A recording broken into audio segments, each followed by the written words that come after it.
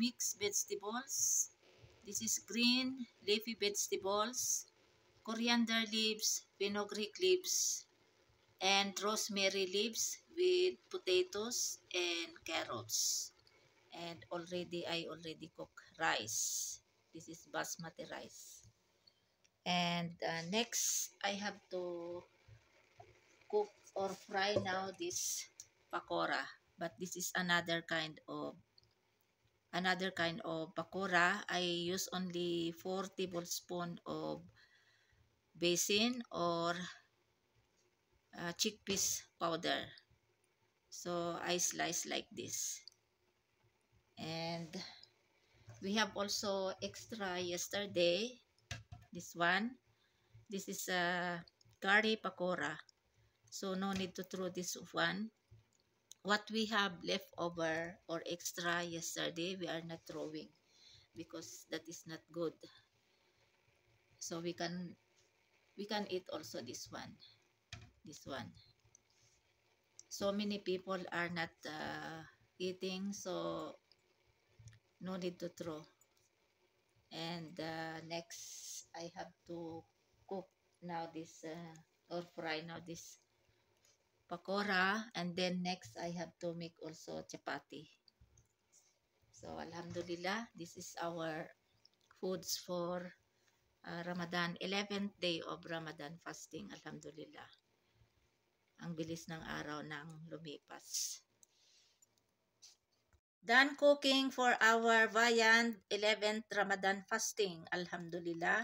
This is green leafy vegetables, coriander leaves, fenugreek leaves, rosemary with potatoes and carrots, and I cook already boiled rice.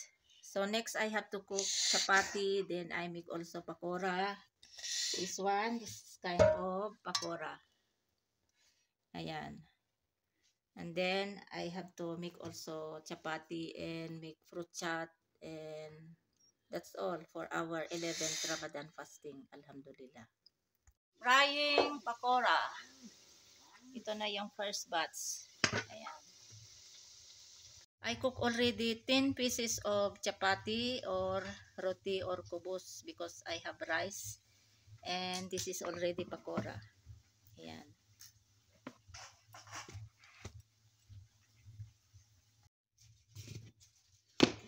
I cook already 10 pieces of chapati or roti or kubos because I cook rice also. So my husband, Fahad, Langga, Fatma, they will eat chapati with vegetables. And this is already the pakora. Ayan. Ayan, umuusok pa. This is fruit chat, bananas, guavas, and apples with dates. And this is already the sherbet or juice and dates. Ito bumili si Fahad ng samosa at saka jalebi. Pang open fasting aftari.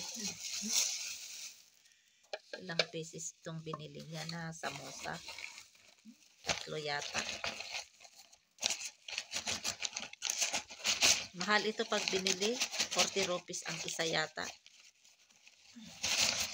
Ayan. May 4 itong binili niya.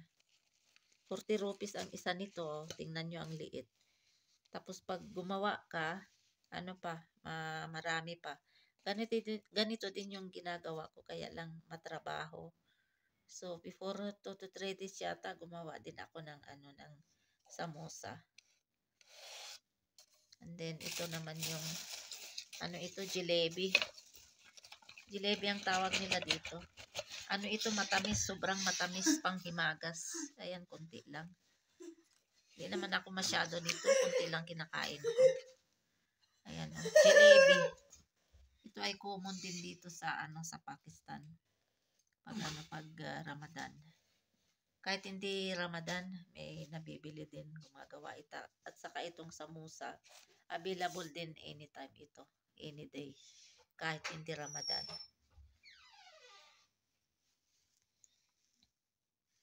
Pero itong ano, itong jalebi, hindi pa ako nakatry nito na gumawa. Ano din, matrabaho din.